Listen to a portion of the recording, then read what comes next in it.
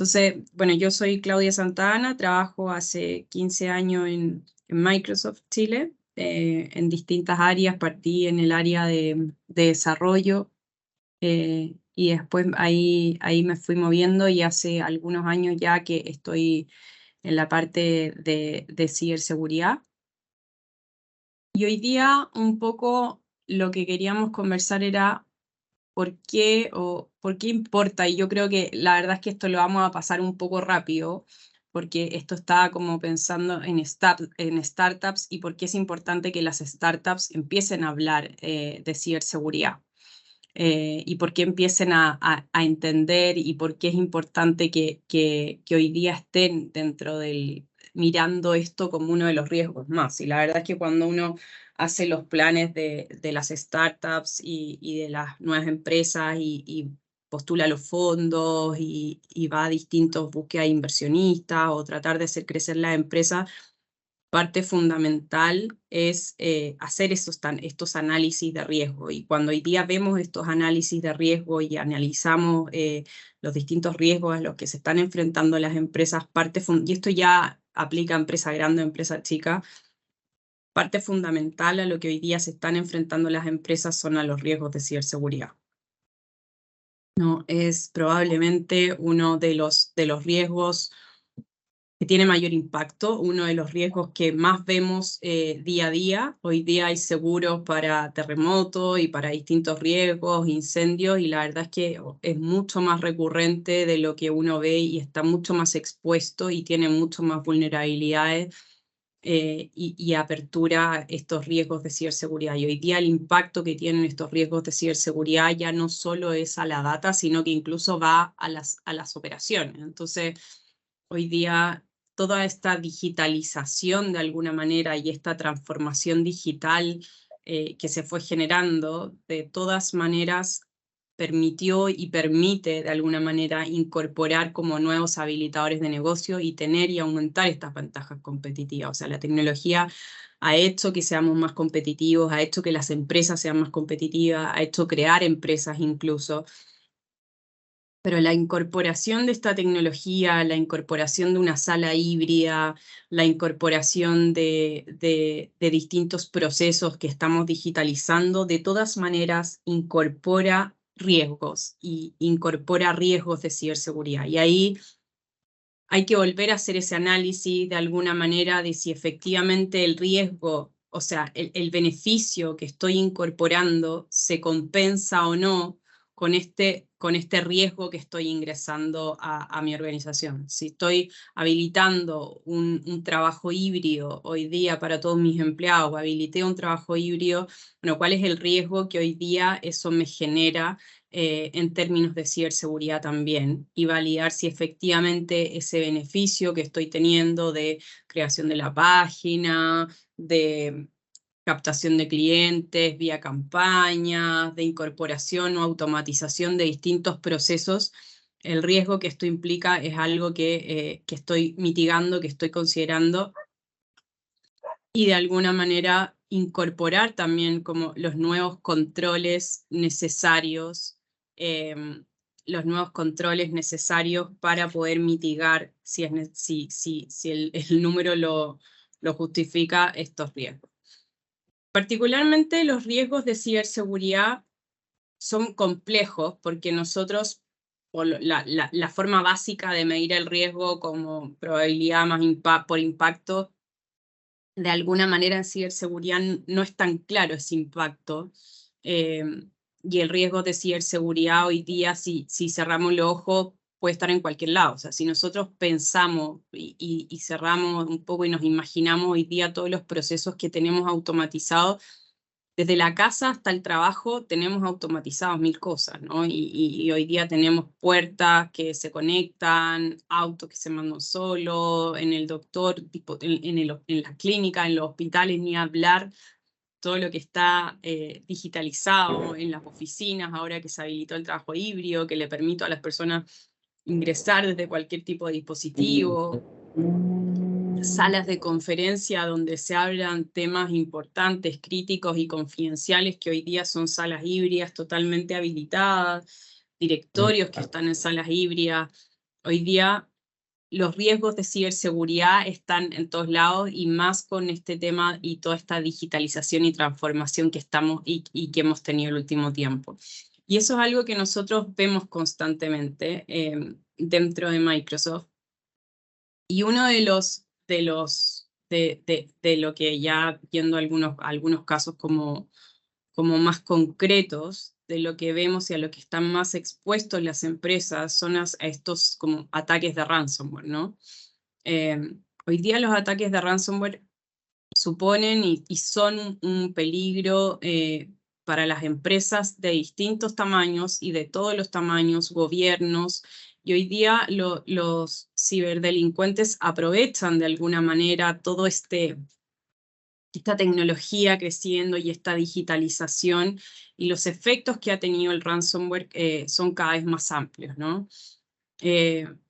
Hoy día las etapas previas del ransomware, y hay todo un modelo como de ransomware como servicio, además, en el cual ya no solo no tenemos una entidad que está detrás de este ransomware, sino que tenemos un modelo totalmente distribuido en el cual algunos tienen empresas, organizaciones que se dedican a la captura de contraseñas o de credenciales, otros que están en un modelo de crear estos software de ransomware y estos movimientos, otros que están en la parte de comercialización. Hoy día hay todo un modelo distribuido donde esta etapa previa que nosotros llamamos como la primera fase o el pre-ransomware, que es el que es como operado por humanos, es cada vez más corta, ¿no? Y el que sea cada vez más corta nos da mucho menos tiempo para detectarlo, ¿no? Antes, antes estaban muchísimo tiempo dentro y tratando de ingresar a la red y moviéndose lateralmente dentro de la red. Hoy día esa etapa es cada vez más corta y eso hace que tengamos menos tiempo para detectarlo porque después ya en el minuto que se despliega el ransomware demora unos minutos en desplegarse y ya después estamos tarde en el fondo, ¿no? Entonces, hoy día lo que tenemos y lo que hemos observado es que en los últimos 2 años esta etapa que se está cortando es cada vez más importante tomar acciones proactivas más que reactivas que nos permitan protegernos efectivamente de alguna manera contra el ransomware. Cuando nosotros analizamos hoy día la primera etapa del ransomware, lo vamos a ver un poco más adelante, hay aproximadamente, no sé, creo que son 921, pero son casi 1000 intentos de robo de contraseñas por segundo. O sea, hoy día es muchísimo y la forma en la que están tratando y la velocidad con la que están tratando de obtener directamente credenciales. Y de estas, si nosotros miramos un poco efectivamente todas las organizaciones que son target de estas 2.500 organizaciones, como para hacer un promedio, 60 de ellas, si analizan, encontrarán efectivamente en sus sistemas, en sus ambientes, actividad que esté asociado a los ransomware conocidos que rastreamos. O sea, es muchísimo de los atacantes típicos de ransomware, ya 60 tienen esta. Y después de que estamos dentro de esas 60, es donde se produce como un poco el número más sorprendente de que efectivamente esas 60 que están teniendo actividad o están tratando de ser vulneradas de alguna manera, 20 logran y están efectivamente comprometidas. O sea, la tasa de éxito o la tasa de lograr comprometer una empresa a la cual como que los atacantes efectivamente traten es muy alta, ¿no? Y después ya de estas 20, uno efectivamente cae y es víctima de un ransomware exitoso, ¿no? Pero esa diferencia entre de esos 60, esos 20, la verdad es que incluso es como dependiendo de lo que encuentre el atacante, si le es interesante y casi que haber sido elegido. O sea, no hay mucha diferencia en el fondo ahí entre esas dos cosas. Y acá, ¿qué es lo interesante? Y hoy día, antes de pasar a esto, hay infinitos ejemplos de ransomware. Yo creo que si ustedes ponen en Bing o lo que quieran, o Google, ransomware del 2022 o del 2023, hay infinitos ejemplos. A mí uno de los que más me llama la atención, pensando como en las startups, es el caso de Lincoln College, que era un colegio de 1865, que sobrevivió a 1000 cosas, sobrevivió hasta Guerra Mundial o sea, y tuvo que cerrar por un ataque de ransomware en diciembre en diciembre del 2021. Ellos tuvieron un ataque de ransomware justo en el proceso de inscripción y acreditación y llevó que esta universidad cerrara sus puertas, ¿no? Después de haber sido resiliente frente a tantos eventos de la historia y a tantos procesos económicos, efectivamente un ransomware lo llevó a cerrar sus puertas y no pudo recuperarse. Entonces, esa resiliencia, cómo la vamos trabajando y cómo la vamos creando desde los distintos tamaños de empresa, es un poco lo que vamos a ir conversando también. Otra cosa que hemos visto desde Microsoft en nuestros análisis de los equipos de respuesta ante incidentes es que aquellas investigaciones de ransomware que nosotros hacemos, el 93% de estas investigaciones reveló que la empresa tenía controles insuficientes sobre el acceso y el movimiento lateral, ¿no? Que es un poco, y si ustedes se fijan ahí, el acceso es algo tan simple muchas veces como tener un doble factor de autenticación. Entonces vemos que efectivamente los atacantes tienen éxito y tienen éxito por causas que ya son conocidas, por causas que ya sabemos que tenemos que protegernos, que tenemos que cuidar. No son todavía tan innovadores, sino que de alguna manera los compromisos que vemos hoy día o las vulnerabilidades que vemos hoy día son vulnerabilidades conocidas que hace mucho tiempo que se viene mostrando y viendo la importancia de habilitar estos controles, que las cuentas tengan los privilegios que corresponda, que no todos sean superadministrador, que tengan segundo factor de autenticación o que tengan múltiple factor de autenticación, que tengan los privilegios correspondientes y cosas que ya venimos como detectando como buenas prácticas y como un estado de salud básico, ¿no? Y ahí enganchando, entonces, ¿a qué nos tenemos que enfrentar los atacantes hoy día? Y el ransomware es uno de los ejemplos de los ataques que existen. Va a ir modificando, va a ir cambiando, va a ir evolucionando. Y cómo nosotros vamos generando de alguna manera una ciberresiliencia frente a esta situación. Cómo vamos de alguna manera asegurando que nuestra empresa va a poder enfrentar estos riesgos de ciberseguridad. Y lo primero es, y acá hay los 5 pasos que nosotros consideramos como fundamentales, es, primero, hay que aceptar la vulnerabilidad. O sea, tenemos que aceptar que esa vulnerabilidad está, que los riesgos están, que los riesgos de ciberseguridad están, y nosotros tenemos que enfocarnos en cómo vamos a mantener nuestra operación frente a esta vulnerabilidad, que es algo que tenemos que proteger o que validar para activar los controles necesarios para que efectivamente no se logren mitigar los riesgos que están relacionados a o las amenazas que están relacionadas a esa vulnerabilidad.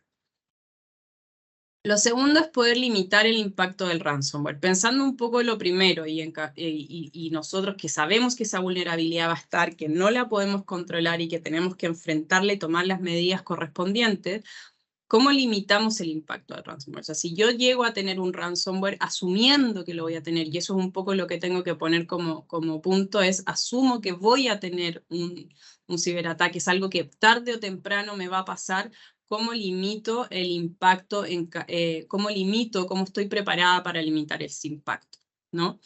La ciberseguridad tiene que ser una función crítica dentro del negocio. La ciberseguridad tiene que ser algo que esté analizado desde los equipos de riesgo. Es un riesgo que tenemos que considerar, tenemos que tomar las medidas correspondientes. Y es algo que tiene que venir desde alto nivel y todos tienen que ser conscientes de el riesgo, o sea, más que el riesgo, la función que tiene en el negocio y el impacto que puede tener en el negocio estos riesgos de ciberseguridad. Nos sirven los riesgos, hay que asignarles presupuesto, hay que tener esta conversación a alto nivel, tiene que ser parte del catálogo de los riesgos que se están hablando en los directores, tenemos que llevar, y ya es algo que está bastante instaurado también. O sea, hoy día cuando uno le pregunta a los CEOs de las distintas empresas cuáles son los principales riesgos que están viendo, en Latinoamérica se da una tasa un poquito mayor a los problemas como políticos y económicos, pero sin lugar a duda los CEOs tienen los riesgos de ciberseguridad en su mente como alguno de los principales riesgos que está enfrentando su empresa. Reconocer que probablemente ya tenemos lo que necesitamos, y eso es algo muy importante. O sea, esto no es hoy día, la tecnología está, la tecnología muchas veces las empresas la tienen, o sea, es importante entender qué tenemos a nivel tecnológico, cómo optimizamos eso y usar lo que tenemos. O sea, usar hasta WhatsApp, Instagram, redes sociales, startups que trabajan con estas herramientas tienen medidas de seguridad, tienen medidas de privacidad, tienen medidas de factor de autenticación. Las empresas que ya tienen Office 365 o que tienen Azure Active Directory, hoy día tenemos que entender lo que tenemos y tratar de habilitar las medidas de seguridad en eso que ya tenemos disponible. Y implementar los fundamentos de seguridad, y ahí vamos a hablar nosotros un poco más de Zero Trust y otros como fundamentos o frameworks, o no son estándares, pero como frameworks de seguridad que existen y que aplican en el fondo a todas las empresas de distinto tamaño. Entonces, si hay alguna pregunta, algún comentario, algo que quieran compartir hasta ahí, aprovechando que somos pocos, alguien que quiera compartir algo.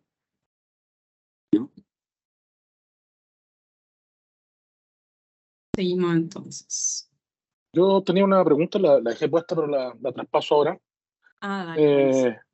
En realidad, lo que encuentro que es un challenge, en realidad, es que afuera hay muchas empresas, ya no estoy pensando solo en una startup, estoy pensando en empresas de otro tipo, cuyo negocio no es el IT. Entonces, ¿con qué speech vas a ir a ellos a ofrecerles algo que se tienen que hacer cargo de la ciberseguridad? Yo creo que tal vez el enfoque debería ser más desde la perspectiva de venderle la ciberseguridad como un servicio. En el fondo, no es que yo te voy a apartar de tu negocio, yo te voy a ayudar a que tú te dediques a tu negocio para que tu negocio sea bueno, pero en el fondo te vayas despreocupando de estas cosas y vamos a ayudarte con tu gente, pero me cuesta creer de que en el fondo les voy a pasar el costo de un departamento de TI, el costo de tener que tener personal calificado. Me cuesta imaginar eso hoy día, que lo vaya a asumir, por ejemplo, hospitales, que lo vayan a aceptar, lo vayan a asumir, no sé, algunas industrias muy específicas de nicho. Es complejo, digamos. Yo lo vería más como un servicio, tal vez. Eso.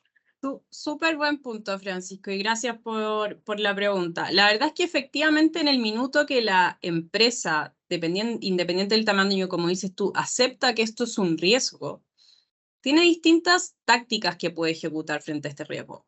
Puede ser aceptarlo, puede ser efectivamente mitigarlo con distintas acciones, pero también puede ser transferirlo. Y transferirlo es transferir, por ejemplo, la operación para que yo pueda, y eso es cuando las empresas se van al cloud, cuando las empresas terciarizan, de alguna manera también es una forma de enfrentar el riesgo y es una forma de tomar acción frente a ese riesgo, ¿no? Y de todas maneras, puede ser que el resultado sea que queremos transferir el riesgo o confiar en el fondo que otro tiene la expertise para hacerlo. y pasarle esta responsabilidad.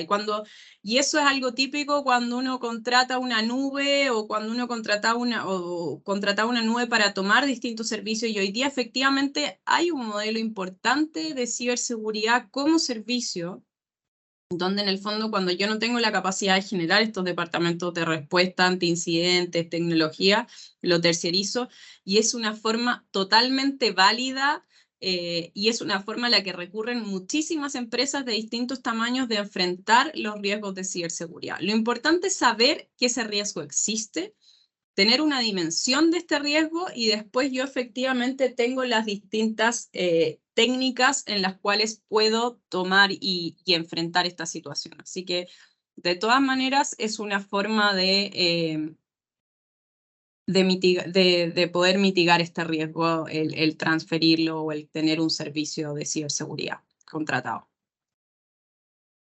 Muchas gracias por la aclaración. Igual complementar eso de que efectivamente cuando uno va afuera y conoce otras realidades, hay muchos, me cuelgo lo que dices tú, hay muchos que creen que no son vulnerables, que no les va a llegar, que son muy pequeños, que son invisibles o que tienen todas las protecciones. Y en realidad creo que me encantó como el segundo punto que pusiste ahí, que era como que en el fondo uno tiene que asumir de que en algún momento tú vas a ser vulnerado.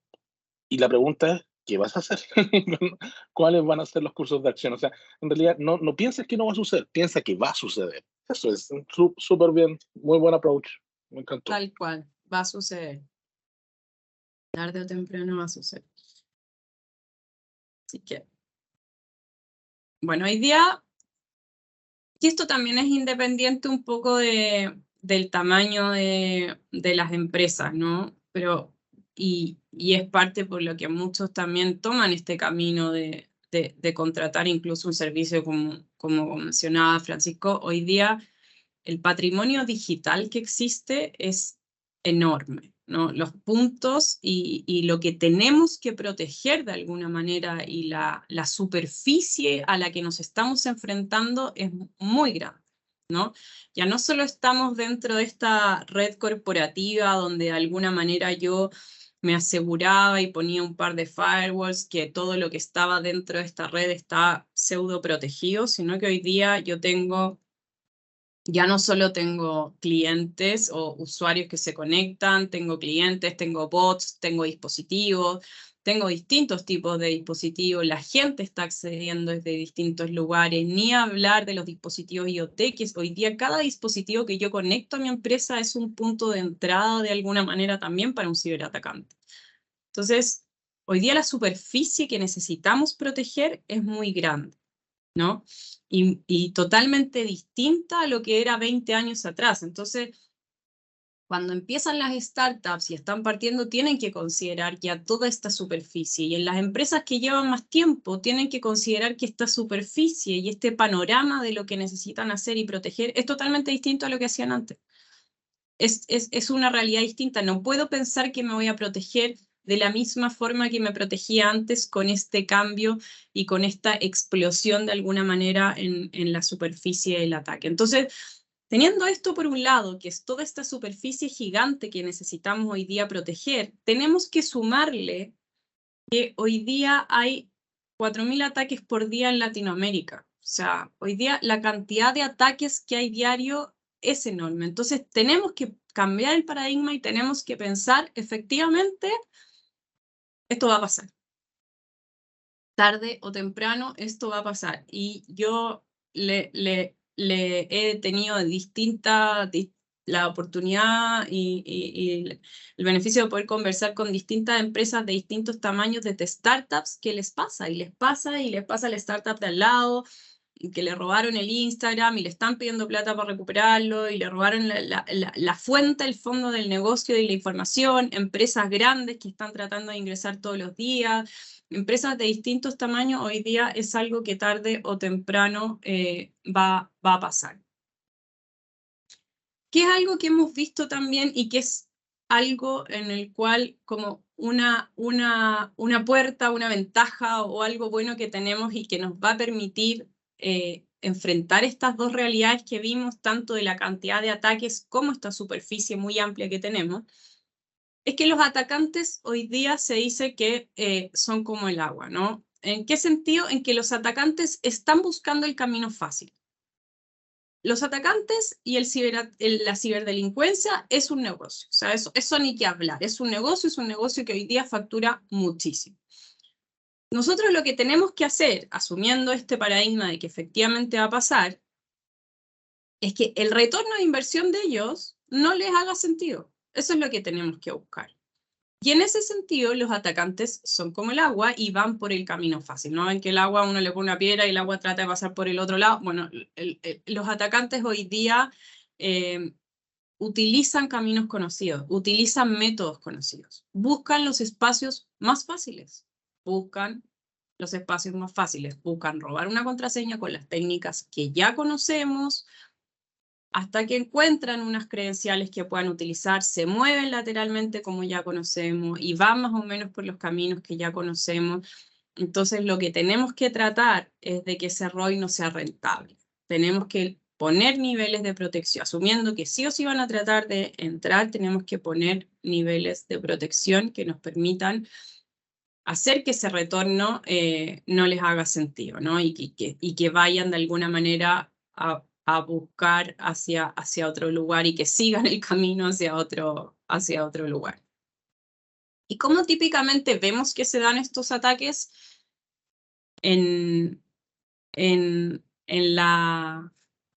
O cómo son hoy día los ataques que típicamente vemos y estos ransomware que nosotros vemos. Lo primero es que entran por un mail. Y acá es donde está el punto de que sí o sí van a encontrar la forma de entrar, ¿no? Hoy día o la gente o visita un sitio o hace clic en algún link que lo lleva a un sitio que malicioso, etcétera, o hace en el fondo clic en algún mail, en alguna campaña de phishing, y eso es increíble cómo la ingeniería social y la capacidad que hay detrás de los atacantes y el tiempo que invierten en crear efectivamente campañas de phishing que son increíbles. Y uno va a la empresa y siempre va a encontrar a alguien que dice, es que hasta el director cayó, o sea, hasta el director hizo clic, o hasta el gerente de ciberseguridad hizo clic, hasta siempre alguien va a hacer clic, ¿no? Y siempre alguien de alguna manera va a hacer clic y en el minuto que se hace clic o en el minuto que yo ya abro esa puerta, ¿no? Se descarga de alguna manera este software que toma control y que empieza de alguna manera a buscar cuentas hasta que encuentra una cuenta administrador, una cuenta de usuario comprometida, y de ahí va tratando de o tomar privilegios en la cuenta o ir buscando otras cuentas hasta tener efectivamente los privilegios para lo que quiera acceder, y después ya se va moviendo como lateralmente hasta poder encriptar o tomar esta información y pedir de alguna manera un rescate, ¿no? Esto es típicamente lo que pasa. Entonces, en el minuto que se encripta, como veíamos al principio, eso es el menor tiempo, ¿no?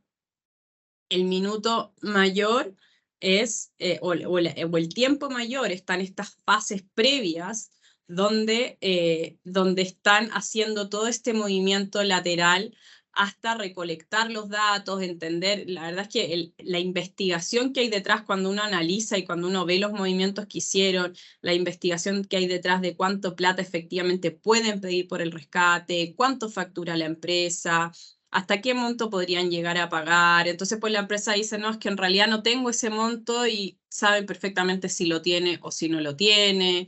Y toda esta etapa previa de análisis y de estudio y de movimiento que hacen los atacantes es muy grande, ¿no? Y después de esto ya efectivamente en el minuto que encriptan ya están del otro lado.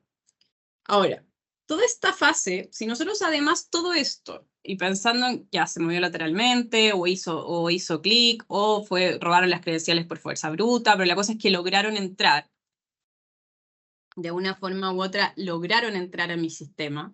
Si yo pienso a pensar en lo que hablábamos de toda la superficie que tengo, que sí o sí van, ¿cómo puedo identificar efectivamente un atacante? Y hablábamos que era importante ser proactivos, porque en el minuto que se encriptaba y que ya se ejecutaba el ransomware ya no había mucho que hacer.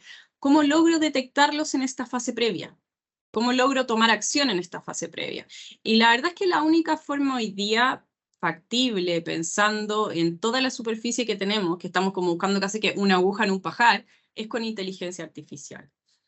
Hoy día no podemos pensar en que vamos a tener un área, como decía Francisco, de tecnología gigante, o que vamos, ni siquiera incluso terciarizando, cuando se terciariza también se utiliza inteligencia artificial, ¿no? Y las empresas utilizan hoy día. Necesitamos de alguna manera que sea la inteligencia artificial quien me ayude a detectar estos movimientos, ¿no? Quien me ayude a iluminar esos puntos de movimientos raros, ¿no? De cosas que no deberían estar pasando en mi infraestructura, en mi organización y que pueden ser indicios de que hay un ciberataque. Y para eso necesito de alguna manera apoyarme en la tecnología, analizar estos grandes volúmenes de movimientos y de información y de logs y gente que se está conectando y poder detectarlo. Poder detectar si efectivamente Claudia se está conectando ahora desde Santiago, la oficina de Microsoft, y a los 2 segundos o a los 2 minutos se está conectando desde China, o si se ha equivocado 250 veces la contraseña, o si esta credencial que nunca accede a este registro hoy día está accediendo, es un movimiento extraño. Tengo que tener la capacidad de encontrar esos movimientos extraños que me detecten esta etapa previa. Y algo que la industria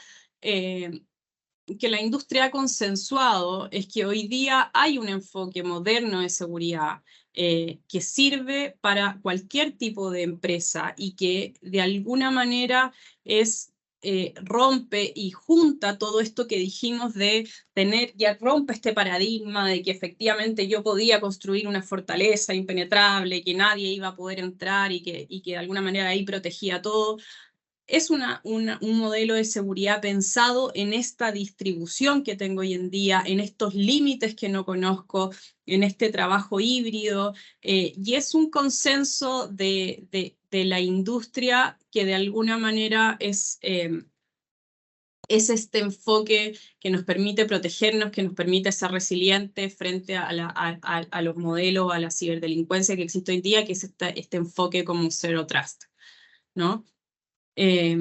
Hoy día lo que dice Zero Trust y su logo, así si lo tuviéramos que poner, es nunca confiar, siempre verificar, ¿no? Y tiene como 3 paradigmas o 3 principios, mejor dicho.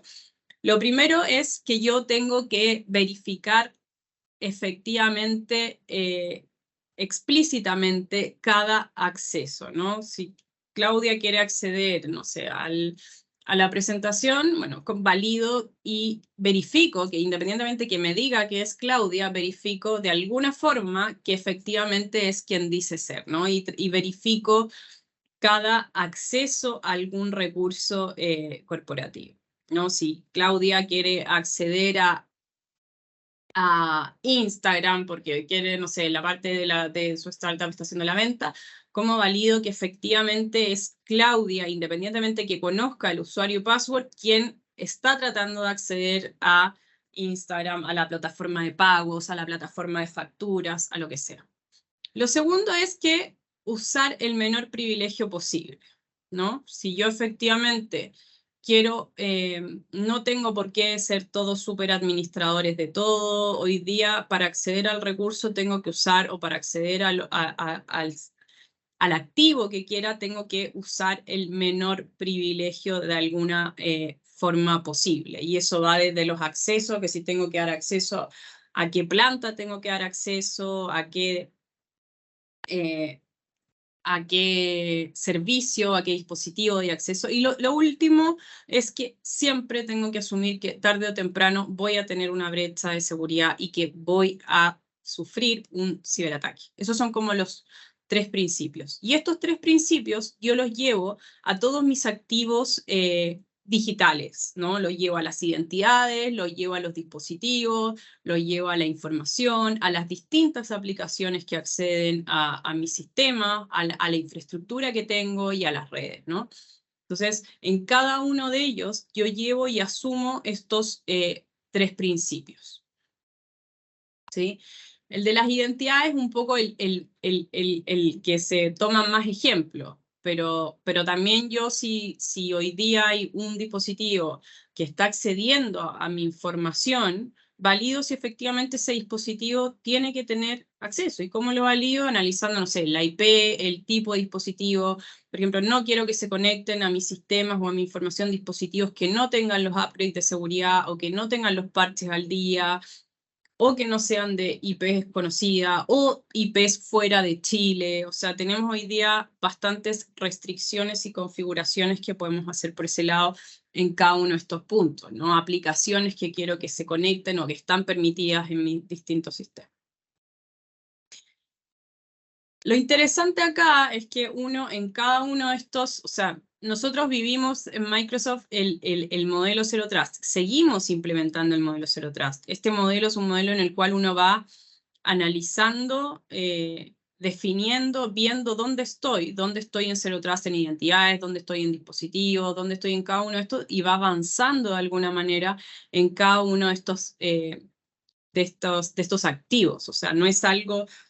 Es algo que es totalmente resiliente, que es totalmente evolutivo y que de alguna manera es como un camino a largo, pero también a corto plazo, ¿no? O sea, también voy habilitando funcionalidades a corto plazo que, que me van permitiendo ir incorporando nuevos controles de seguridad. Y les cuento un poco solo lo que nosotros vivimos cuando habilitamos el modelo de protección de identidades. Nosotros partimos originalmente con estas tarjetas, y con estas tarjetas era con lo que de alguna manera podíamos acceder a los sistemas. Entonces, además de que yo tenía la contraseña, mi segundo factor de autenticación fue esta tarjeta, ¿no? Y con esta tarjeta yo validaba que efectivamente era yo quien estaba tratando de acceder a los sistemas. Después pasamos, y el siguiente paso fue, bueno, aquí aplicamos esto, lo aplicamos a todo. Lo primero que se hizo fue aplicarlo Office 365, que al correo, al Word, Excel, PowerPoint, OneDrive, que eran las aplicaciones más utilizadas. Entonces, cuando uno mira un poco su empresa, uno analiza cuáles son las aplicaciones que más utilizan, y uno empieza por poner controles de autenticación o agregar validaciones de la identidad en esas aplicaciones como más críticas. Entonces yo podría decir, bueno, mi aplicación más crítica de mi empresa es Instagram, o la aplicación crítica de mi empresa o la más utilizada, depende ahí el análisis que haga, es el modelo de pago o el CRM cliente. Yo defino cuáles son aquellas aplicaciones críticas y en este catálogo voy como incorporando. Después pasamos al segundo factor de autenticación por el celular, ¿no? Y ahí uno le llegaba un código al Authenticator en que ponía el siguiente código de autenticación. Muchas empresas grandes hoy día están yendo ya a un modelo biométrico, donde biométricamente validen que efectivamente la persona es quien dice ser, ¿no? Pero acá lo importante es que hoy día la tecnología está, y que particularmente esto que estábamos hablando del multifactor de autenticación es lo que detiene, según nuestros equipos de respuesta anti-incidente, el 99.99% de los ataques que están basados en identidad. O sea, que fue el robo de identidad, el robo de credenciales, hoy día se detiene de alguna manera incluyendo un múltiple factor de autenticación. Y hoy día hay distintas formas de habilitar un múltiple factor de autenticación. ¿Cuál es el problema que vemos muchas veces dentro de las empresas? Que las empresas, por allá quedó un sistema X súper antiguo que nadie conoce, que en realidad no se habilitó, una aplicación en la cual no se habilitó. En realidad en mi empresa habilité el multifactor de autenticación en todos los computadores, pero resulta que hay aplicaciones que acceden por externo de otros dispositivos y que no le habilité el multifactor de autenticación. Tenemos que pensar que el multifactor de autenticación tiene que ser algo que esté para todos los accesos que tienen a los distintos sistemas, los distintos dispositivos y los distintos endpoints. No solo son personas, pueden ser accesos que estén dando sistemas automáticos, dispositivos de IoT que estén conectados, pueden ser ese tipo de identidades también. Hoy día no solo tenemos identidades de personas, también tenemos identidades de distintos dispositivos y aplicaciones que se están conectando a mi sistema. Esta es como la primera medida de alguna manera higiénica, pero hay medidas, hay como una lista de las medidas importantes que tenemos que considerar para poder enfrentarnos y para poder enfrentarnos a lo que estamos viendo hoy día en ciberseguridad, estos riesgos de ciberseguridad. Lo primero es poder fortalecer efectivamente las identidades y las credenciales y tener un multifactor de autenticación múltiple factor de autenticación habilitado. Lo segundo es reducir la superficie del ataque, sobre todo lo que es autenticación legada, que tengamos, que la autenticación legada típicamente tienen los problemas de que las credenciales no van encriptadas, que van en texto plano y algunas otras funcionalidades que es importante entender qué aplicaciones hoy en día se están autenticando de esa forma. Aprovechar las capacidades inteligentes hoy día que me provee la nube, aprovechar la inteligencia artificial, poder detectar en las etapas tempranas los ataques en estas etapas previas que decíamos, ¿no? Automatizar de alguna manera los tiempos de respuesta, ¿no? Los tiempos de respuesta, cómo voy a responder frente a este incidente que dijimos que estaba, ¿no? Que era algo que nos iba a pasar. Y algo importante, y que es muy importante, pese a que ha quedado para que lo dejé para el final, es el usuario, ¿no? Tenemos que poner al usuario final, tenemos que poner ahí a las personas también como un punto importante, porque hoy día la evolución que hay en estos ataques de ingeniería social, que hablamos de cómo crean estos mails falsos, estas campañas falsas, son cada vez mayor. Entonces siempre vamos de alguna manera a encontrar alguien que haga clic, alguna víctima. Entonces es importante también que las personas capacitarlos, que entiendan cuáles son los riesgos que hay por detrás, que entiendan cómo detectar o cómo validar si efectivamente ese mail que les está llegando es correcto o no, y capacitar a los usuarios, y a los usuarios de todo, ¿no? Los usuarios de mi sistema, los usuarios de mi casa. Creo que todos ahí tenemos una responsabilidad de tener nuestra información, enseñarle a nuestros hijos, enseñarle a nuestros papás, enseñarle a nuestros abuelos cómo hoy día este es un riesgo más importante al que todos y en todo nivel están enfrentados. Ahora, no todo es tan malo, y efectivamente con estos como medidas básicas de higiene, de poder habilitar un múltiple factor de autenticación, asegurarnos que tenemos el software al día, poder proteger la información hoy día y las técnicas, los accesos privilegiados, etc. Hoy día prevenimos y logramos prevenir un 98%. Entonces, hoy día vemos, Chile no es la excepción, que todos estos ataques se podrían evitar con alguna de estas medidas como higiénicas de protección.